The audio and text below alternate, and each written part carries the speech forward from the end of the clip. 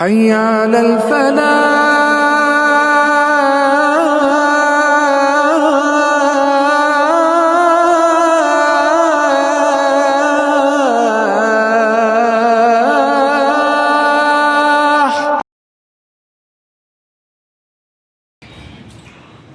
إن الحمد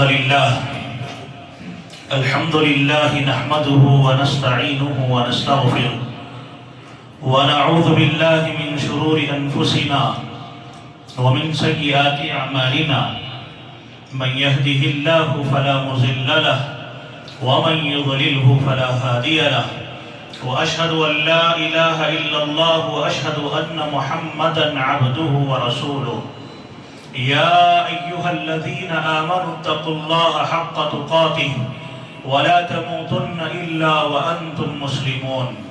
يا أيها الناس اتقوا ربكم الذي خلقكم من نفس واحدة وخلق منها زوجها وبث منهما رجالا كثيرا ونساء واتقوا الله الذي تساءلون به والأرحام إن الله كان عليكم رقيبا. يا أيها الذين آمنوا اتقوا الله وقولوا قولا سديدا يصلح لكم أعمالكم ويغفر لكم ذنوبكم ومن يطع الله ورسوله فقد فاز فوزا عظيما. أما بعد فإن خير الحديث كتاب الله وخير الهدي هدي محمد صلى الله عليه وسلم وشر الأمور محدثاتها وكل محدثة بدعة وكل بدعة ضلالة وكل ضلالة في النار. فأعوذ بالله السميع العليم من الشيطان الرجيم من همزه ونفخه ونفسه. بسم الله الرحمن الرحيم. وقال ربكم ادعوني أستجب لكم إن الذين يستكبرون عن عبادتي سيدخلون جهنم داخرين. عن عبد الله بن عمر رضي الله عنهما قال قال رسول الله صلى الله عليه وسلم إن الدعاء ينفع مما نزل ومما لم ينزل فعليكم يا عباد الله بالدعاء. رواه الإمام الترمذي رحمه الله وحسنه الألباني رحمه الله. رب اشرح لي صدري ويسر لي أمري واحلل عقدة من لساني يفقه قولي. سبحانك لا علم لنا إلا ما علمتنا إنك أنت العليم الحكيم. اللهم أرنا الحق حقا وارزقنا اتباعه وأرنا الباطل باطلا وارزقنا اجتنابه. آمین یا رب العالمین. محترم حاضرین، ہر قسم کی حمد و ثنا، تعریف و توصیف، بڑائی و بزرگی، تسبیح، تحمید اور تمجید اللہ وحدہ لا شریک کے لیے لائق و زیبا ہے. درود و سلام ہو تمام انبیاء کرام پر، خصوصاً آخری نبی جناب محمد الرسول اللہ صلی اللہ علیہ وسلم کی ذات گرامی پر. اللہم صلی علی محمد وعلی آل محمد وبارک وسلم. محترم حاضرین،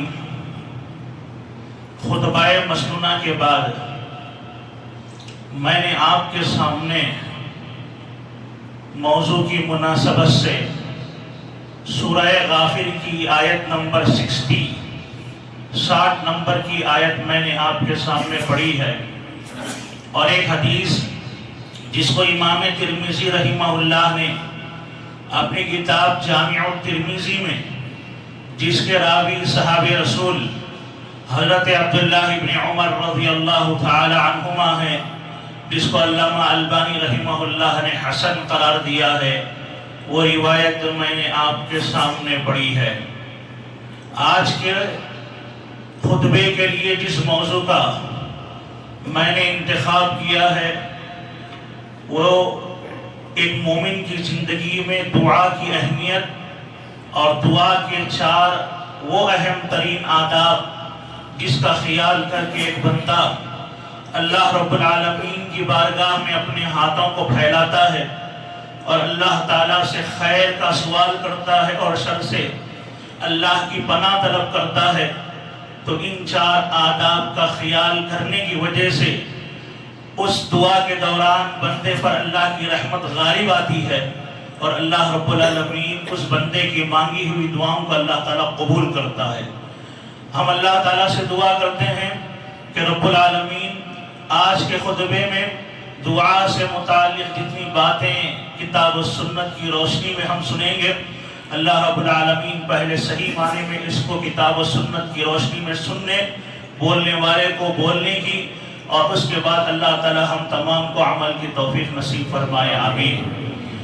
محترم حاضرین، اللہ رب العالمین کا بڑا کرم ہے، بڑا احسان ہے کہ رب العالمین نے رمضان المبارک جیسا عظیم مہینہ ہم کو عنایت فرمایا، اور اس میں بھی بخیر و عافیت اللہ رب العالمین نے 15 روزے مکمل کرنے کی اللہ تعالیٰ نے ہمیں توفیق دی۔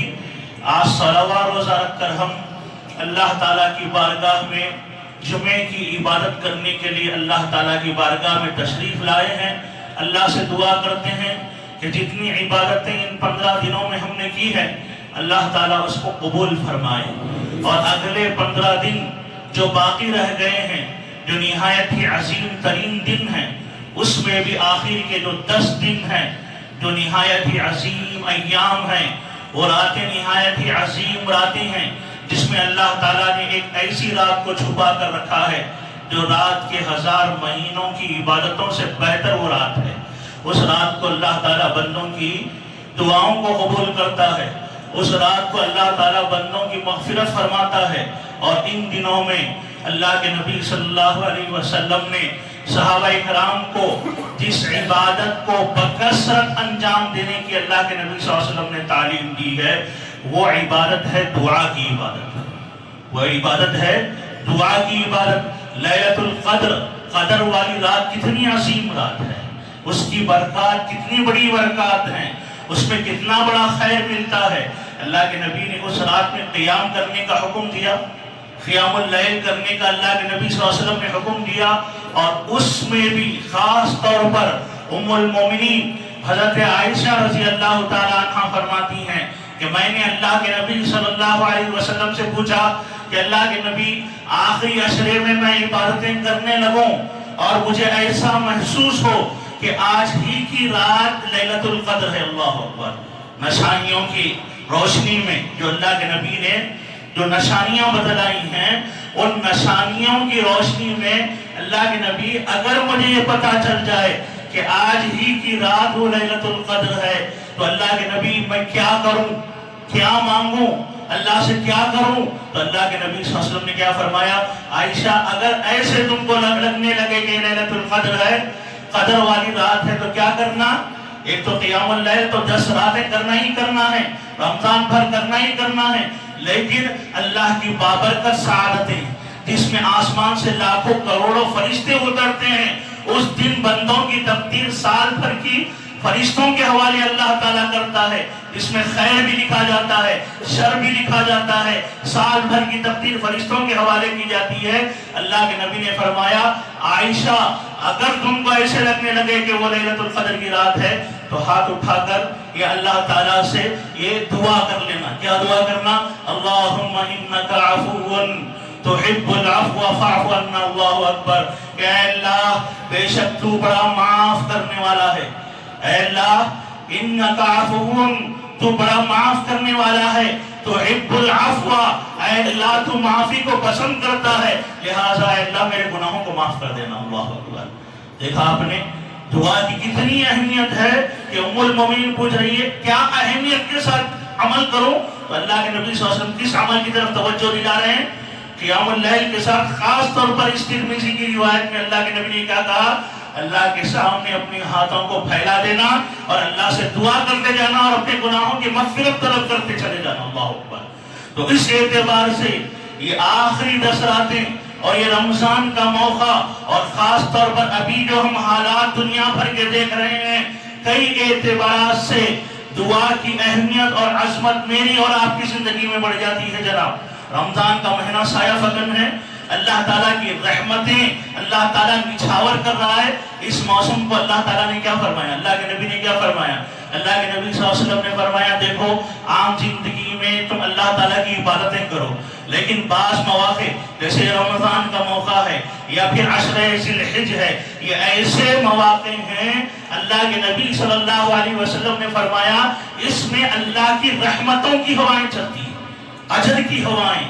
ہوا سے تشبیہ دی اللہ کے نبی نے، جیسے تیز ہوا چلے اور اس کے ذریعے اس کے بعد بارش برسنے لگے تو وہ ہوا وہ بارش کتنا خیر لوگوں کو پہنچاتی ہے، کتنا فائدہ اس بارش سے ہوتا ہے۔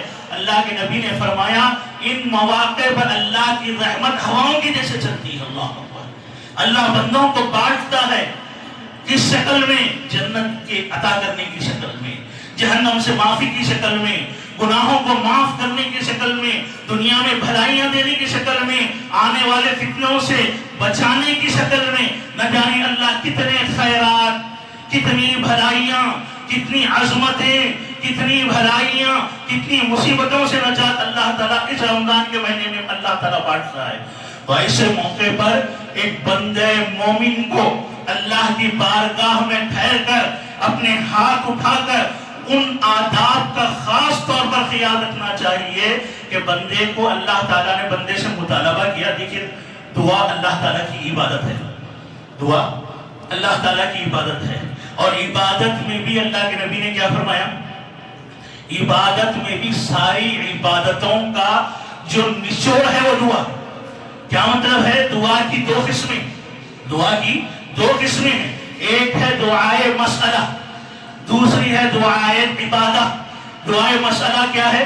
دعائے مسئلہ یہ کہ بندہ اللہ کے سامنے اپنے دونوں ہاتھوں کو اٹھا دے اور اللہ تعالیٰ سے کسی خیر کا سوال کرے یا کسی شر سے اللہ کی پناہ طلب کرے۔ اس دعا کو دعائے مسئلہ کہا جاتا ہے، دعائے طلب کہا جاتا ہے، جو عام طور پر ہم کو معلوم ہے۔ اور ایک دعا ہے، دعا کی اور ایک قسم ہے جس کو دعائے عبادہ کیا کہا جاتا ہے؟ دعائے عبادہ۔ یہ بھی ہم کر رہے ہیں لیکن ہم کو شعور نہیں ہے۔ وہ کیا ہے؟ جتنی اللہ کی ہم عبادتیں کرتے ہیں ان ساری عبادتوں کو دعائے عبادہ کہا جاتا ہے۔ نماز ہے، روزہ ہے، زکوٰۃ ہے، حج ہے، وہ ساری عبادتیں دعا ہیں، ہر عبادت دعا ہے۔ وہ کیسے؟ وہ اس طریقے سے کہ بندہ اللہ تعالیٰ کی عبادت کرتا ہے۔ مثال کے طور پر نماز ہے تو نماز پڑھ کر بندہ کیا مانگتا ہے اللہ سے؟ نماز کے پیچھے کیا مقصد ہے؟ اللہ اس سے راضی ہو جائے، اللہ اس کے گناہوں کو معاف کر دے، اللہ تعالیٰ اس کو جہنم سے آزاد کر دے، اللہ تعالیٰ اس کو جنت عطا کر دے۔ تو سبحان اللہ، ہر عبادت کے پیچھے بندہ یا تو اللہ تعالیٰ سے شر سے پناہ طلب کر رہا ہوتا ہے یا تو بندہ اللہ تعالیٰ سے کسی خیر کا سوال کر رہا ہوتا ہے۔ تو گویا ہر عبادت کیا بن گئی؟ ہر عبادت دعا بن گئی۔ اسی لیے اللہ کے نبی نے فرمایا ان الدعاء هو العبادہ، بے شک دعا ہی حقیقت میں عبادت ہے۔ اللہ اکبر۔ اللہ کے نبی صلی اللہ علیہ وسلم کی ترمذی شریف کی روایت ہے، حضرت عبداللہ ابن عمر رضی اللہ تعالیٰ عنہ راوی ہیں، اللہ کے نبی صلی اللہ علیہ وسلم نے فرمایا ان الدعاء ينفع مما نزل ومما لم ينزل، بے شک دعا وہ مصیبتیں جو ابھی نازل ہو چکی ہے زندگی کے اندر، اس سے بندہ جوجھ رہا ہے، گزر رہا ہے، بندہ دعا کرتا ہے، اللہ دعا کی برکت سے ان مصیبتوں کو بھی اللہ ہٹا دیتا ہے جو زندگی میں موجود ہیں، اور ان مصیبتوں کو بھی اللہ ہٹا دیتا ہے جو ابھی آئی نہیں ہے، آنے والی ہے۔ اللہ اکبر۔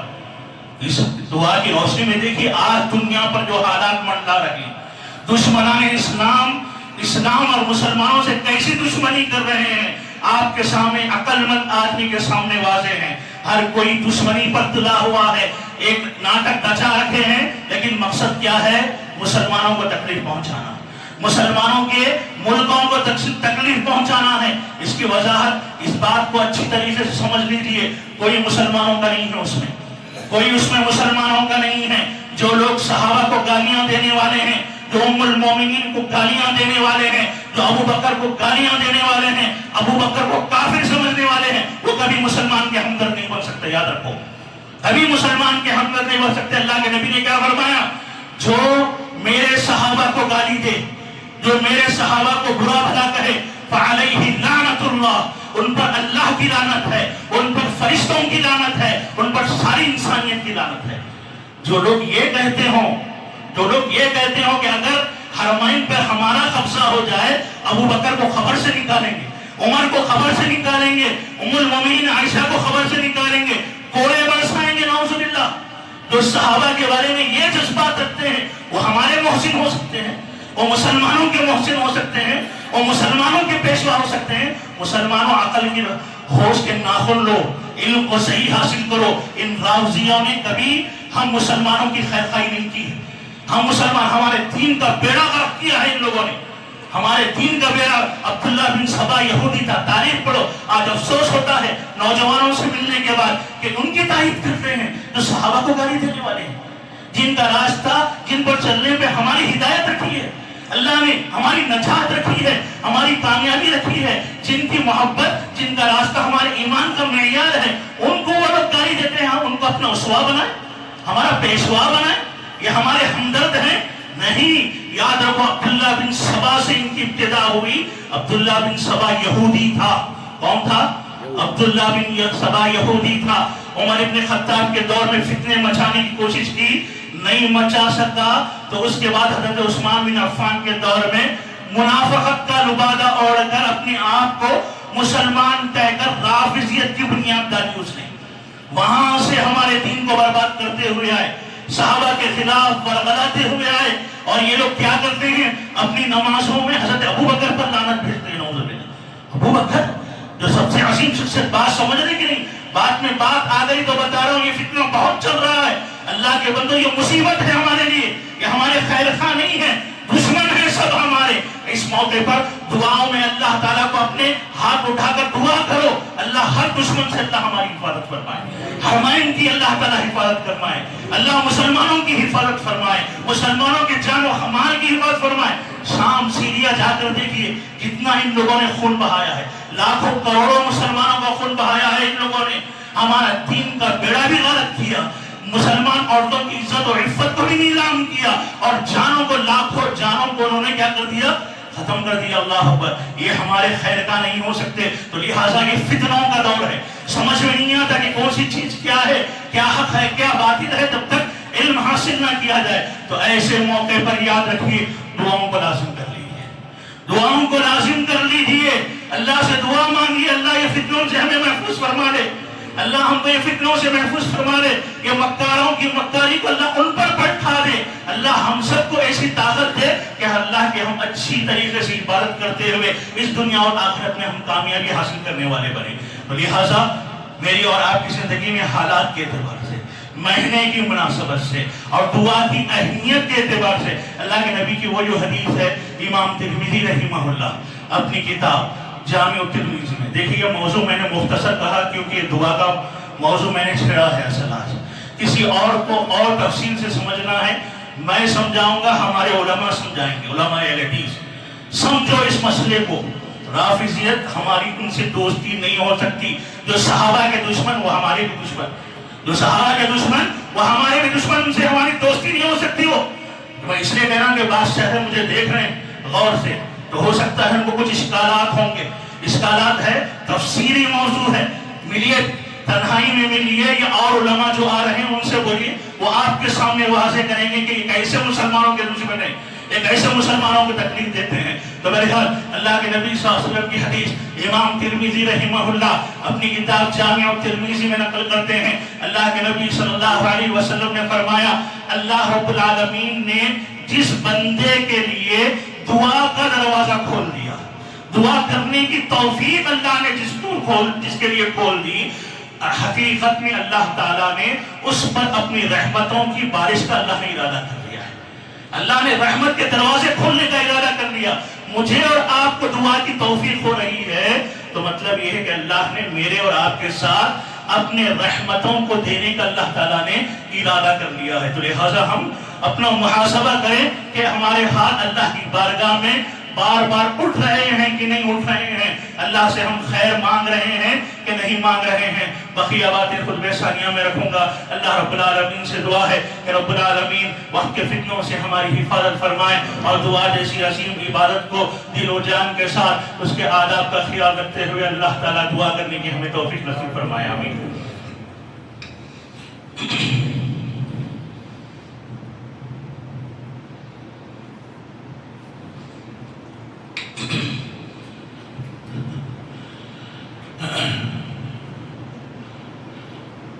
الحمدللہ رب العالمین والصلاة والسلام علی رسولہ وعلی آلہ واصحابہ اجمعین، اما بعد۔ محترم حاضرین، خطبہ اولیٰ میں جیسے میں نے آپ کے سامنے کہا، میری اور آپ کی زندگی میں مصیبتوں کے اعتبار سے جو مصیبتیں نازل ہوئی ہیں یا نازل نہیں ہوئی ہیں، ان سے حفاظت کے معاملے میں اللہ کے نبی صلی اللہ علیہ وسلم نے ہمیں دعا کا سہارا لینے کا حکم دیا، اللہ کے سامنے مانگنے کا حکم دیا۔ اللہ کے نبی نے کہا، بندہ جب اللہ کے سامنے اپنے دونوں ہاتھ کو پھیلاتا ہے اور اس اللہ سے مانگتا رہتا ہے، خیر مانگتا ہے یا شر سے اللہ کی پناہ مانگتا ہے، تو یہ ایسی عبادت ہے کہ اللہ کے پاس اس سے بڑی باعزت عبادت اور کوئی عبادت نہیں ہے۔ اس سے بڑی اکرم عبادت، باعزت عبادت، شرف والی عبادت اللہ کے پاس کوئی اور نہیں ہے۔ تو سبحان اللہ، دعا اتنی عظیم عبادت ہے تو بندے کو پھر وہ عبادت کرنے کا طریقہ بھی معلوم ہونا چاہیے، دعا کے آداب بھی بندے کو معلوم ہونا چاہیے کہ بارگاہ الہی میں بندہ کھڑا ہوا ہے تو وہ کیا آداب ہے جن کا خیال کر کے بندہ اللہ کے سامنے ہاتھ پھیلا کے مانگ لے تو اللہ تعالیٰ کی رحمت بندے پر غالب آ جائے گی۔ آئیے 4 آداب آپ کے سامنے میں رکھتا ہوں، بڑے غور سے سنیے، نہایت عظیم یہ آداب ہے۔ جب اللہ کی بارگاہ میں ہم ہاتھ پھیلاتے ہیں تو ان 4 آداب کا یکے بعد دیگرے ترتیب کے ساتھ اگر ہم اس کا خیال رکھ کے اللہ کی بارگاہ میں مانگیں گے تو سبحان اللہ، اللہ تعالی ہمارے ہاتھوں کو واپس نہیں لوٹائے گا انشاءاللہ۔ سب سے پہلا ادب دعا مانگنے کا، جب ہم اللہ کی بارگاہ میں اپنے ہاتھ کو پھیلاتے ہیں تو سب سے پہلی چیز جو اللہ تعالیٰ دعا میں ہم سے مطالبہ کرتا ہے وہ یہ کہ ہم دعا میں سب سے پہلے اللہ رب العالمین کی اعلیٰ درجے کی تسبیح، اللہ رب العالمین کی اعلیٰ درجے کی تسبیح، اللہ رب العالمین کی اعلیٰ درجے کی تحمید، اللہ کی حمد، اللہ کی بڑائی، اللہ کی کبریائی، اللہ کی توحید کا اقرار، اللہ کے بڑے اور اعلیٰ ہونے کا اقرار نہایت ہی سچے دل کے ساتھ، گہرائی کے ساتھ اللہ کی عظمتوں کو محسوس کرتے ہوئے، اللہ کی رحمتوں کو محسوس کرتے ہوئے کہ اللہ کی ذات پاک ہے۔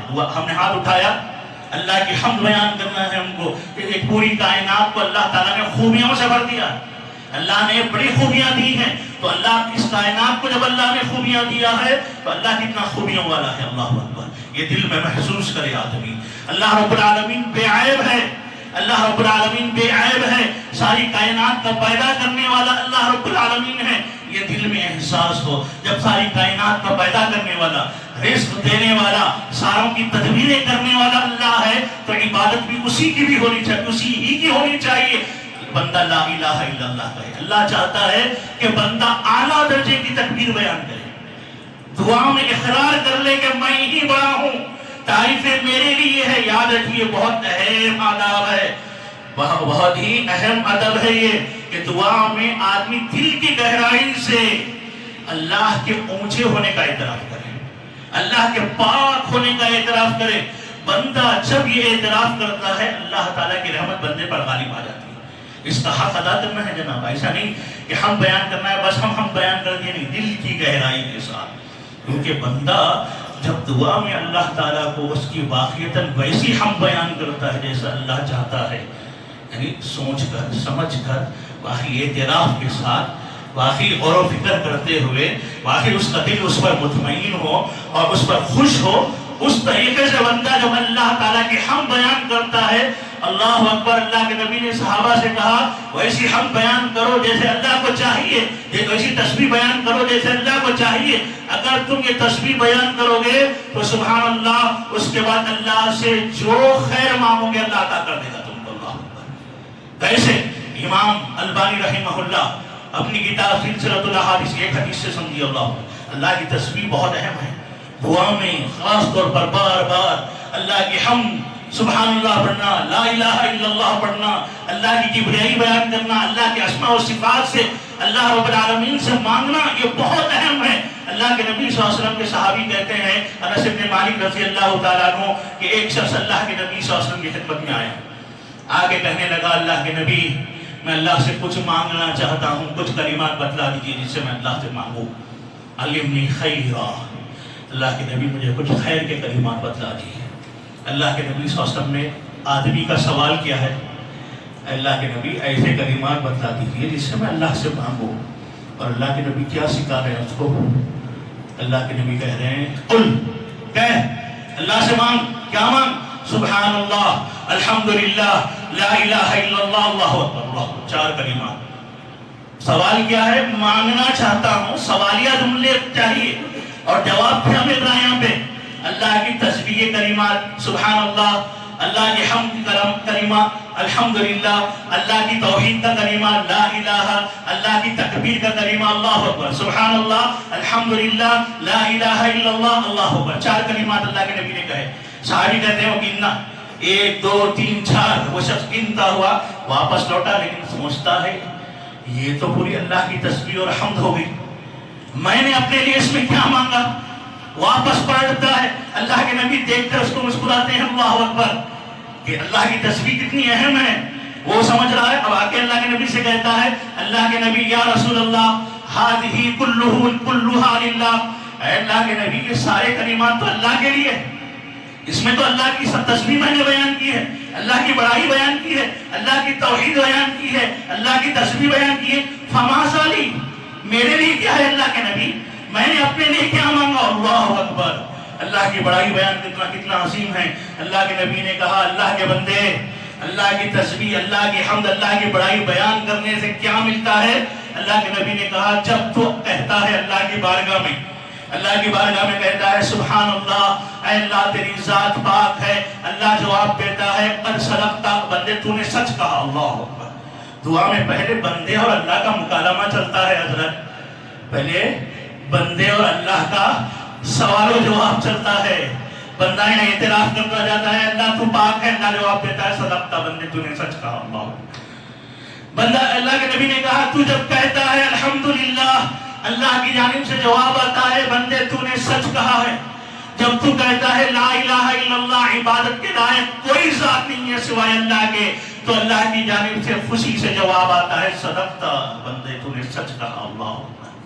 پھر تو کہتا ہے اللہ اکبر، اللہ سب سے بڑا ہے، اللہ خوشی سے کہتا ہے میں ہی بڑا ہوں، صدقتا، اللہ تو نے سچ کہا ہے۔ اب ان کلمات کے ذریعے سے اللہ کو اس نے اتنا راضی کر لیا، اتنا خوش کر دیا اللہ کی ہم تسبیح بیان کر کے، کہ اللہ کے نبی اس شخص سے کہتے ہیں کہ ان کلمات کے بعد اللہ تجھ سے اتنا راضی ہو گیا کہ اب اس کے بعد تو کہتا ہے اللہ سے مانگتا ہے اللہم اغفر لی، اے اللہ تو مجھے معاف کر دے، تو اللہ اتنا مہربان کہ اللہ کہتا ہے قد فعلت، جا میں نے تجھے معاف کر دیا، اللہ اکبر۔ دیکھا آپ نے تسبیح و تحمید، بندہ زبان سے ادا کر رہا ہے اور اس کے بعد مانگ رہا ہے مغفرت کی دعا، اللہ کیا جواب دے رہے ہیں؟ حدیث کے الفاظ قد فعلت، میں نے معاف کر دیا۔ پھر تو کہتا ہے اللہم ارحمنی، اے اللہ مجھ پر رحم فرما دے، اللہ جواب میں کہتے ہیں قد فعلت، جا بندے میں نے تجھ پر رحم کر دیا، اللہ اکبر۔ پھر تو کہتا ہے اللہم ارزقنی، اے اللہ تو مجھے رزق عطا فرما، فوری اللہ جواب دیتا ہے قد فعلت، جا بندے میں نے تجھے رزق دے دیا، اللہ اکبر۔ دیکھا آپ نے مصیبت میں ہو، تکلیف میں ہو، خیر ہو، کئی حدیث ہے، بس ایک دو حدیثیں سن کر بات کو سمجھ جائیے کہ کیا حضرت یونس علیہ السلام مچھلی کے پیٹ میں تھے، وہاں پر کن کلمات سے اللہ کو پکارا، کن کلمات سے اللہ کو پکارا؟ ترمذی کی روایت ہے، کیا کہا اللہ تعالیٰ کو مچھلی کے پیٹ میں؟ لا الہ الا انت، اللہ اکبر، تیرے علاوہ کوئی معبود حقیقی نہیں، لا الہ الا انت، سبحانک، تیری ذات پاک ہے، انی کنت من الظالمین، ظلم میں نے کیا ہے، ظلم ظالموں میں سے میں ہو چکا ہوں۔ یہ ادا اللہ کو اتنی پسند آئی کہ اللہ نے حضرت یونس علیہ السلام کو مچھلی کے پیٹ سے نجات دی، اور دنیا میں قیامت تک آنے والے سارے لوگوں کے لیے اللہ نے یہ کلمات کو پسند کر لیا کہ یونس کے بعد جتنے لوگ بھی ان کلمات کے ذریعے سے مصیبتوں میں اللہ سے دعا مانگیں گے تو ان کلمات کی برکت سے اللہ تعالیٰ کو مصیبتوں سے نجات دے جائے گا۔ اللہ لا الہ الا انت سبحانک انی کنت من الظالمین۔ اللہ اکبر۔ یہ پہلا ادب ہے کہ ہم سب سے پہلے اللہ کی حمد جیسے اللہ کے لائق ہے، اللہ کی تسبیح جیسے اللہ کے لائق ہے، اللہ تعالیٰ کی توحید کا اقرار جیسے اللہ کو لائق ہے، اللہ کی تکبیر کا اقرار جیسے اللہ کی ذات کے لیے مناسب ہے، وہ ہم ادا کریں تو ہماری دعائیں قبول ہوں گی۔ نمبر ایک۔ نمبر دو، دوسرا ادب جس کا ہم کو خیال رکھنا ہے وہ یہ ہے کہ اللہ کی حمد اور تعریف کے بعد اللہ کے نبی صلی اللہ علیہ وسلم پر درود کا اہتمام کرنا۔ اللہ کے نبی کو اللہ تعالیٰ نے ہمارے لیے نبی رحمت بنایا، آپ کی تعلیمات ہمارے لیے رحمت ہے، اور اللہ نے ہمیں حکم دیا ہے کہ نبی رحمت پر تم رحمت کی دعائیں کرو گے تو اللہ اس کے نتیجے میں تم پر رحمتوں کی بارش نازل کرے گا۔ اللہ اکبر۔ تفصیلی موضوع ہے جناب، لیکن یاد رکھو دعا کرتے ہوئے جہاں حمد آپ بیان کر رہے ہیں اس کے بعد بکثرت اللہ کے نبی پر رحمت کی دعا، جس کو کیا کہا جاتا ہے؟ درود۔ درود کا مطلب کیا ہے؟ درود پڑھنے کا مطلب اللہ کے نبی کے لیے، نبی کے حق میں رحمت کی دعا کرنا ہے۔ اللہ اکبر۔ ایک روایت سن لیجئے، جو آدمی دعا کے اندر واقعتاً اس جیسا درود جیسے اللہ کے نبی نے بتلایا ہے اگر پڑھتا ہے تو کتنا خیر ملتا ہے۔ امام ترمذی رحمہ اللہ اپنی کتاب جامع ترمذی کے اندر نقل کرتے ہیں، اللہ کے نبی صلی اللہ علیہ وسلم کے صحابی حضرت ابی بن کعب کہتے ہیں کہ میں نے اللہ کے نبی صلی اللہ علیہ وسلم سے ایک مرتبہ پوچھا، اللہ کے نبی میں دعا میں آپ پر کثرت سے درود پڑھتا ہوں، رحمت کی دعا کرتا ہوں، لیکن اللہ کے نبی میں پوچھنا چاہتا ہوں اپنی دعا کے اندر کتنا حصہ آپ پر درود پڑھوں، کتنا حصہ آپ پر درود پڑھوں؟ پوچھنے لگے اللہ کے نبی 4 حصوں میں سے ایک حصہ درود پڑھوں اور بقیہ 3 حصے دعا کروں؟ اللہ کے نبی نے فرمایا ما شئت، جتنا تم چاہو، لیکن فإن زدت فهو خير لك۔ اللہ اکبر۔ اگر تم اور بڑھا لو تو تمہارے حق میں اور بہتر ہوگا، 1/4 حصے سے بھی اور بڑھا لو تو اور خیر ملے گا اللہ کی طرف سے۔ تو اللہ کے نبی حضرت ابی بن کعب کہتے ہیں اللہ کے نبی ٹھیک، تو میں ایسے کرتا ہوں آدھی دعا آپ پر صرف درود پڑھتا ہوں، آدھے میں اللہ سے مانگتا ہوں۔ اللہ کے نبی نے کہا ما شئت، تمہاری مرضی جیسا تم چاہو، لیکن پھر بھی یہی کہوں گا، اللہ کے نبی کیا کہہ رہے ہیں؟ اگر اور بڑھا لو تو اور بہتر ہے تمہارے لیے۔ اللہ اکبر۔ پھر حضرت ابی بن کعب نے کہا اللہ کے نبی تب تو دعا کے 3 حصے بناتا ہوں، 3 حصوں میں سے شروع سائن 2 حصے صرف آپ پر درود پڑھتا ہوں، 2 حصے آپ پر درود پڑھتا ہوں، بقیہ میں دعا کرتا ہوں۔ اللہ کے نبی نے کہا ابی ما شئت، جو تم چاہو، فإن زدت فهو خير لك، لیکن اور بڑھا لو تو اور تمہارے حق میں اور بہتر ہے۔ اللہ اکبر۔ تو حضرت ابی کہنے لگے اللہ کے نبی تب تو بعض اوقات دعاؤں میں آپ پر درود ہی پڑھتا رہ جاتا ہوں۔ اللہ کے نبی نے کہا ابی تب تو تمہارے لیے خوشخبری ہے کہ یہ تمہارا درود پڑھنا اللہ تمہارے غموں کو ختم کرنے کا، مصیبتوں کو ختم کرنے کا ذریعہ بنا دے گا، اور تمہارے گناہوں کی مغفرت کا اللہ تعالیٰ درود کو ذریعہ بنا دے گا۔ اللہ اکبر۔ دیکھا آپ نے درود کتنا، اس سے معلوم یہ ہو رہا ہے کہ بعض دعاؤں میں ہمیں چاہیے کہ بکثرت درود پڑھتے رہ جائیں۔ ہم کتنی دعائیں کر رہے ہیں، اس میں بعض دعائیں ایسی بھی کریں جس میں ہم درود پڑھتے رہ جائیں، تاکہ اس کے نتیجے میں اللہ رب العالمین ہم پر رحم کریں، ہمارے گناہوں کو معاف کرے، ہمارے درجات کو بلند کرے، ہمارے اللہ تعالیٰ ٹینشنوں کو، غموں کو، پریشانیوں کو اللہ تعالیٰ دور کر دے۔ یہ تیسرا ادب۔ دوسرا ادب ہے، تیسرا ادب مختصراً میں بتا کے بعد سننا چاہیں گے یا ختم کر دوں؟ سننا چاہیں گے آپ لوگ؟ چلیے تو 3 مختصراً بتا دیتا ہوں۔ تیسرا ادب یہ ہے کہ بندہ جب اللہ کی حمد بیان کر رہا ہے، اللہ کے نبی صلی اللہ علیہ وسلم پر درود پڑھ دیا ہے، تیسرے نمبر پر اللہ تعالیٰ چاہتے ہیں کہ بندہ اپنے گناہوں کا اعتراف اللہ کے سامنے کرے، توبہ کرتا چلا جائے۔ اور یہ دعا میں بندہ جب اللہ تعالیٰ کے سامنے اپنے گناہوں کا اعتراف کرتا ہے، یہ ادا اللہ کو کتنی پسند آتی ہے، آپ کو معلوم؟ کتنا خوش ہوتا ہے اللہ رب العالمین۔ امام مسلم صحیح مسلم کے اندر نقل کرتے ہیں، اللہ کے نبی صلی اللہ علیہ وسلم نے فرمایا کہ جب بندہ اللہ کے سامنے ہاتھ اٹھا کے اپنے گناہوں کا اعتراف کرتے ہوئے نادم ہو کر اللہ تعالیٰ سے توبہ کرتا ہے تو یہ ادا کتنی پسند آتی ہے۔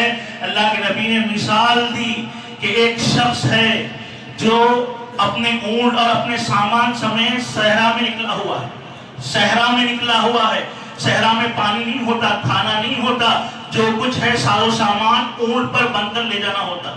ابھی اپنے اونٹ کے ساتھ اپنی زندگی کا سامان لے کر نکلا ہوا ہے، راستے میں تھک گیا، کسی جگہ آرام کر رہا تھا، آرام کر کے اٹھا ہے تو اپنے اونٹ کو سامان سمیت غائب پاتا ہے۔ اللہ اکبر، اونٹ کا غائب ہو جانا زندگی کا غائب ہو جانا ہے جناب۔ صحرا میں نہ پانی ملے گا نہ تو کھانا ملے گا، اور پھر چل چل کر آدمی تھک جائے گا، بیچارہ ڈھونڈتا رہا، نہ اونٹ ملا نہ سامان ملا، بیچارہ پریشان ہو کر پھر آ کر ایک جگہ لیٹ گیا۔ اب لیٹتے زندگی کی امید ختم ہو گئی، لیٹا سوچ رہا ہے کہ کیا ہوگا، اتنے میں نیند لگی، آنکھ لگ گئی، پھر دوبارہ آنکھ کھولتا ہے تو سامنے اپنے اونٹ کو سامان سمیت سامان کے ساتھ صحیح سالم پاتا ہے۔ اللہ اکبر، اونٹ کا نظر آنا زندگی کی امید نظر آنا ہے۔ اللہ اکبر، اونٹ کو دیکھ کر اپنے سامان کو دیکھ کر اتنا خوش ہو جاتا ہے، اتنا خوش ہو جاتا ہے، خوشی میں اللہ کی شکر گزاری کرتے ہوئے کیا کہتا ہے، کہنا چاہتا ہے اے اللہ تو میرا رب ہے، میں تیرا بندہ ہوں، لیکن خوشی اتنی غالب آ گئی ہے اس کے اوپر کہ خوشی کے مارے ذہن سے سوچتا ایک ہے اور زبان سے بولتا ایک ہے۔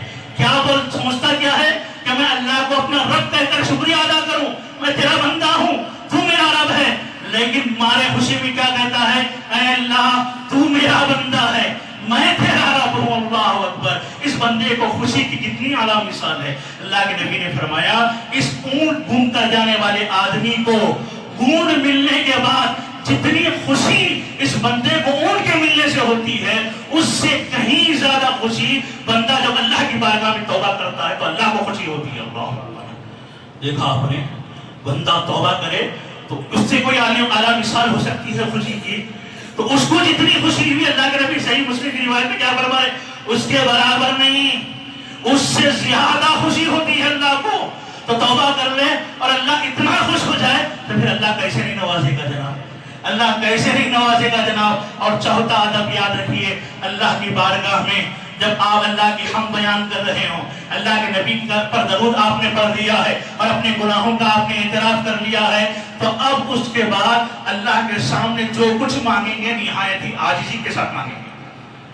اپنی چال ڈھال بھی عاجزی والی بنانا ہے، اپنی کیفیت بھی عاجزی والی بنانا ہے، اپنے زبان سے نکلنے والے کلمات بھی عاجزانہ کلمات، اے اللہ تو غنی ہے میں فقیر ہوں، اے اللہ تو رحم کرنے والا ہے ہم کمزور بندے ہیں، زبان سے اعتراف ہو اور مانگتے ہوئے جسم کی کیفیت حالت کیسی ہو، نہایت ہی عاجزی کے ساتھ بندہ مانگے۔ کیوں؟ اللہ تعالیٰ کو عاجزی کی ادا مانگتے ہوئے بڑی پسند آتی ہے۔ اللہ اکبر، امام مسلم رحمہ اللہ صحیح مسلم کے اندر اس روایت کو نقل کرتے ہیں، حضرت ابو ہریرہ رضی اللہ تعالیٰ عنہ راوی ہیں، اللہ کے نبی صلی اللہ علیہ وسلم نے فرمایا رب اشعث واغبر مدفوع بالابواب لو اقسم علی اللہ لا برا۔ اللہ کے نبی نے کہا اللہ کے کچھ ایسے بندے ہیں جن کے بال پراگندہ ہوتے ہیں، کپڑے میلے ہوتے ہیں، کیا مطلب؟ سیدھے سادے غریب بندے اللہ کے، یہاں ایک بھی عاجز بندے ہیں، روپیہ پیسہ نہیں ہے ان کے پاس، لیکن اللہ کے نیک بندے ہیں، اللہ کے متقی بندے ہیں۔ غریبی کا حال یہ ہے مدفوع بالابواب، دنیا دار لوگ ان کی غریبی کو دیکھ کر واپس پلٹا دیتے ہیں، اس کی کیا ضرورت ہے ہم کو، لیکن یہ دنیا کے اعتبار سے غریب ہے، لیکن اللہ کے پاس بڑا امیر ہے، اللہ کے پاس یہ عاجزی سے امیر بنا ہے۔ اللہ کے نبی فرماتے ہیں کہ اپنی عاجزی میں اللہ کو ایسے پکارتا ہے لو اقسم علی اللہ، کہ اگر کسی بات کی دعا کرتے ہوئے قسم کھا لے تو اللہ اس کی عاجزی کی وجہ سے اس کی دعا کو رد نہیں کرتے۔ اللہ عاجزی کی وجہ سے اللہ تعالیٰ رد نہیں کرتے۔ ترمذی کی روایت، اللہ کے نبی صلی اللہ علیہ وسلم کے سامنے حضرت براء بن مالک بیٹھے ہوئے تھے، یہ روایت بتا کر بات ختم کرتا ہوں۔ دیکھیں عاجزی کتنی اہمیت کی حامل ہوتی ہے اللہ کی دعا میں۔ براء بن مالک بیٹھے ہوئے تھے، اللہ کے نبی نے کہا کتنی اللہ کے سیدھے سادے بندے، عاجزی اختیار کرنے والے بندے، اپنے آپ کو چھوٹا بنا لینے والے بندے ایسے ہیں کہ اگر وہ کسی بات کی قسم کھا لے اللہ ان کی قسموں کی لاج رکھتے ہوئے ان کی دعاؤں کو قبول کر لیتا ہے۔ جس بات کی قسم کھائے اللہ وہ پورا کر دیتا ہے۔ اللہ اکبر۔ حضرت براء ابن مالک سامنے بیٹھے ہوئے ہیں، حضرت انس ابن مالک کے بھائی۔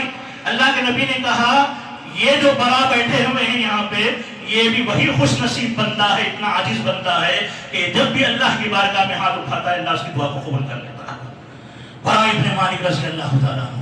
اور حضرت براء ابن مالک رضی اللہ تعالیٰ عنہ نے ایک مرتبہ حضرت انس ابن مالک سے کہا، انس میرے جسم پر 99 نشان ہیں زخموں کے جو اللہ کی راہ میں لگے ہیں، جہاد میں لگے ہیں، اور انس میری سچی طلب اور خواہش ہے کہ اللہ اپنی راہ میں مجھے شہادت کا مرتبہ نصیب فرمائے، شہادت کا مرتبہ نصیب فرمائے۔ عاجزی سے اللہ کیسا دعا قبول کرتا ہے۔ اہل علم نقل کرتے ہیں طبقات ابن سعد میں جب فارس کی جنگ ہوئی تو اس میں لوگ جب مسلمان لڑ رہے تھے دشمنان اسلام سے، پہلے دن مسلمان پیچھے ہو گئے، لیکن مسلمانوں کو معلوم تھا کہ اللہ کے نبی کے یہ صحابی براء ابن مالک، ان کی خصوصیت کیا ہے، یہ اللہ کا اتنا عاجز بنتا ہے کہ اللہ سے ہاتھ اٹھا کے دعا مانگ کر قسم کھا لے اللہ دعا قبول کر لیتا ہے۔ لوگ حضرت براء ابن مالک کے پاس آئے، آگے کہنے لگے یا برا، اے بھرا، دشمن نے بڑا نقصان پہنچایا ہے، اور اللہ کے نبی نے آپ کی خصوصیت بتائی ہے، لو اقسمت علی اللہ، اگر اللہ پر تو کوئی تم قسم کھا لو دعا کرتے ہوئے، اللہ تمہاری قسم کی لاج رکھتے ہوئے اللہ تمہاری دعا کو قبول کر لیتا ہے۔ برا دعا کرو اللہ سے کہ کل جب دشمنان اسلام سے ہماری جنگ ہو اللہ ہم کو فتح نصیب فرمائے، اللہ ہم کو فتح نصیب فرمائے۔ پہلے دن حضرت برا نے دعا کی، لیکن دوسرے دن بھی معاملہ تھوڑا دشمنوں کے غلبے کا ہی تھا۔ پھر دوسرے دن تشریف لائے لوگ حضرت برا کے پاس، آگے کہنے لگے اے برا، شاید اللہ کے نبی کی بات جھوٹی نہیں ہو سکتی، اللہ کے نبی نے کہا کہ آپ کی دعا قبول ہوگی، لہذا دل لگا کے دعا کریے۔ تو اس وقت حضرت برا نے کیا دعا کی؟ حضرت برا نے کہا اے اللہ، کل مسلمان جب دشمنوں سے لڑے تو مسلمانوں کو فتح نصیب فرمانا، اور اس جنگ میں برا کو شہادت کا مرتبہ نصیب فرمانا۔ اللہ اکبر۔ کہتے ہیں کہ دوسرے دن جنگ ہوئی، اللہ تعالیٰ نے مسلمانوں کو فتح نصیب بھی فرمائی اور حضرت برا کو شہادت کا مرتبہ بھی نصیب فرمایا۔ اللہ اکبر۔